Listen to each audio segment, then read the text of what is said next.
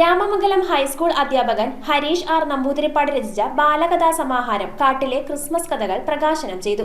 Onakkoor saint Mary's orthodox വലിയ പള്ളിയിൽ നടന്ന ചടങ്ങിൽ വികാരി റവറന്റ് ഫാദർ വിപിൻ സാബു പാടത്ത് പുസ്തക പ്രകാശനം നിർവഹിച്ചു. പ്രശസ്ത സിനിമാ തിരക്കഥാകൃത്തും എഴുത്തുകാരനുമായ പോൾസൺ സ്കറിയ ആദ്യ പതിപ്പ് ഏറ്റുവാങ്ങി.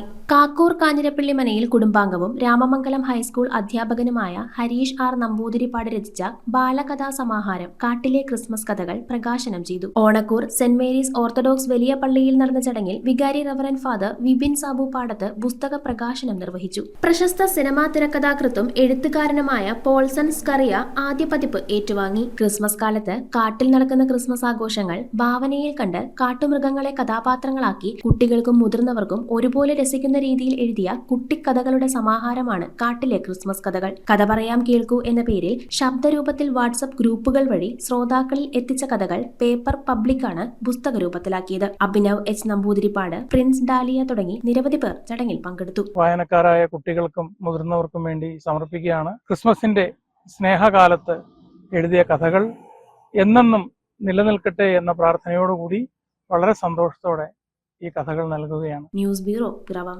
The Great Bombay Circus, Asia's best circus. Indian, Chinese, African, Russian artists. ദിവസവും 1 മണിക്കും 4 മണിക്കും 7 മണിക്കും മണപ്പാട്ടിപ്പറമ്പ്, കലൂർ, കൊച്ചി.